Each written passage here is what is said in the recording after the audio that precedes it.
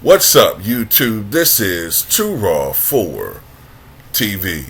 So, before I get into his video, I want to give a big shout out to the brother Hamilton Johns for the $20 donation via the Cash App. Much respect to you for showing love to Too Raw for TV, aka Too Raw for Sports. Leaves a note saying, "Keep cooking, Jason Shitlock." Oh, we gonna do that. Me, Ticket, LB, Town Biz, Dreamers Pro. I think even Dreamers Pro, I heard that he got into it. I gotta look at his video. Jason Whitlock is a dude that, and you gotta be careful what you say on here about him if you really want to get going on him, because Jason Whitlock and his cronies, it's interesting. They will go in on you. They will say all types of things about you. But if you say something about Mr. Whitlock, he will, push that button and file a report and try to get your channel taken down, your videos taken down, because he can dish it out. But the porkster can't take it. So anyway, by the way, if you ever hear me do this in the videos, that hesitation, stutter, because I do that because I want to say something, but I know how YouTube is. I've been on here since 2007, and I know how it is now. So something tells me in my head, don't say this. So I try to regroup my mind and say something else, because it might get me in trouble. So anyway, speaking of Jason Whitlock, his favorite target right now is Deion Sanders. Neon Deion, also known as Prime Time.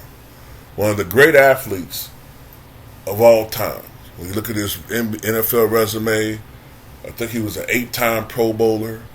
He is a 2-time Super Bowl champion, NFL Defensive Player of the Year winner, arguably the greatest cornerback the game has ever seen, and he has the unofficial record for NFL Combine speed. In a 40-yard dash, he did a 4.21 back in 1989. A 4.21. And supposedly he did it without stretching or really getting into the normal physical workout, before attempting that. So this is one of the great athletes, okay? When we talk about great athletes, when we say Wilt Chamberlain, Bo Jackson, Deion Sanders is on that list. If you want to go yesteryear, yeah, I know, about Jim Thorpe, and I know about all those other guys, and multi-sports guys. So yeah, he's on that short list. Deion Sanders is known for football. Of course, right now he has helped to turn around the Colorado Buffalo program, which only won one game last year. I saw a startling stat that said they lost every game last year by an average, actually, including the victory, they lost by a margin of greater than 29 points per game. So they've already doubled their win total. And they play later on today, and they're favored to win. If they do, that means he's already tripled the win total through three games. But this is something about Neon Deion that people don't know, or some people who are younger. He was a multi-sport star, and he played Major League Baseball. But he was a part-time player because of the fact that he played football. Now, some people are absolutely, they marvel at the fact that an athlete, because it's hard to master two sports like that to the point where you can play it at a professional level in both leagues. Most great athletes have had to pick and choose a sport. For example, John Havlicek could have had a career playing for the Cleveland Browns. but he made the better choice playing for the Boston Celtics. Dave DeBusschere could have played baseball. I believe he was a pitcher in Major League Baseball, I think for the Detroit Tigers, because he came out of Detroit and originally played for the Detroit Pistons. Because a lot of times back in the old NBA, a lot of guys were regional picks. So I think he played for the Pistons coming out of Detroit, or territorial picks, whatever you want to call it. But then ultimately his best years came with the Knicks. But Deion was something special. Deion played at a high level to the point where he was a really good baseball player, part-time, and with the NFL he was, of course, we know what he was. But imagine how great he could have been had he devoted his entire time to baseball. But even with that, as a part-time player, his numbers were very good. See if I can pull it up.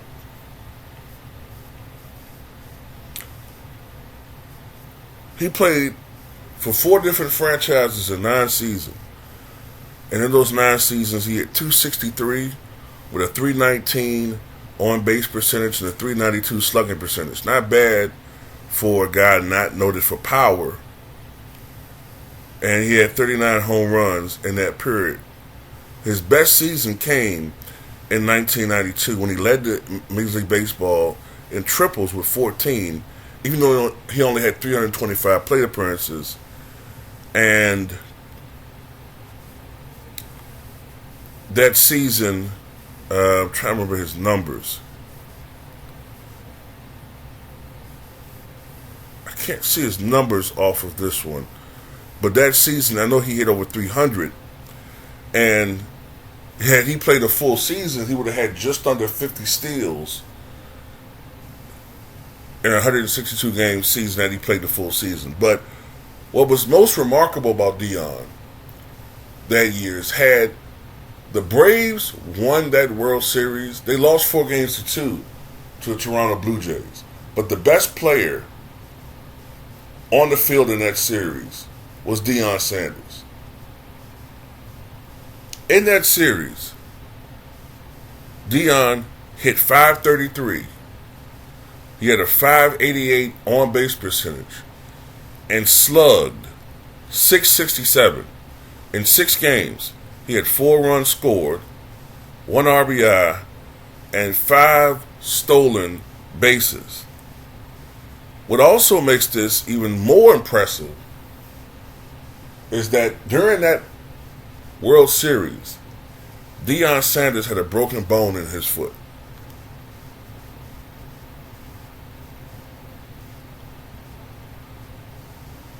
A broken bone in his foot. Now, of course, it went to Pat Borders, who had a really good series for the Toronto Blue Jays. But the best player by far was Deion Sanders in that series. And he was beloved by his teammates, even though some of the media, hated on him, especially people like the late Tim McCarver. Tim McCarver thought that Deion was like a hot shot, like a hot dog, trying to make a mockery of sports by playing both sports. You know what that was really about, with Tim McCarver. But and that's why Deion did what he did to to Tim McCarver. But yeah, the fact that he did this on a broken foot in the highest stage shows you what he could have been had he chose to play baseball. He probably would have been a Hall of Fame caliber baseball player. Now, I don't know whether he's been as great as he was in the NFL, but that shows you the natural athleticism, the natural talent that this man possessed. So, you know what I'm saying? When you have somebody like Jason Whitlock come out and try to say, I want to whip Deion in shape, or I want to give him credit, I want you to give me credit. The credit belongs to only the players out there on the field, okay, that played under Deion Sanders, and Deion Sanders himself. Really, Deion Sanders deserves more credit than a lot of coaches because He cleaned house, and he built that team in his own image. And what Deion Sanders, I'm going to tell you what it's all about with Deion Sanders, in my opinion. Why a lot of people have an issue with him. Some people have this is the problem a lot of people have. It's bad enough, and I'm talking about some people, it's bad enough that people like Deion, you know what I mean? When I say people like Deion, have taken over the field as athletes. But they don't want their domain taken over by people who look like Deion when it comes to coaching and front office positions.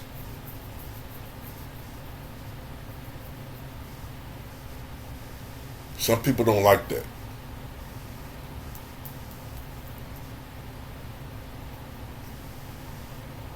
And I know some people will be like, oh, too raw, that's off base. Nah, that's definitely was part of it. And if you think that's if you think that's going way too far or that's a bad take, or whatever the fuck you want to say, well, remember Al Campanis, like his name was. Remember Jimmy the Greek Snyder. Remember a lot of idiotic people have said over the years who you thought were brilliant, sports analysts or front office people.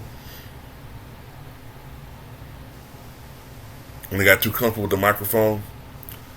So, yeah. Had the Atlanta Braves, who I believe lost 4 damn World Series in the 90s, and should have been a great dynasty. Had they won that one in 1992, Deion Sanders would have been the MVP of the World Series. That would have been added to his resume.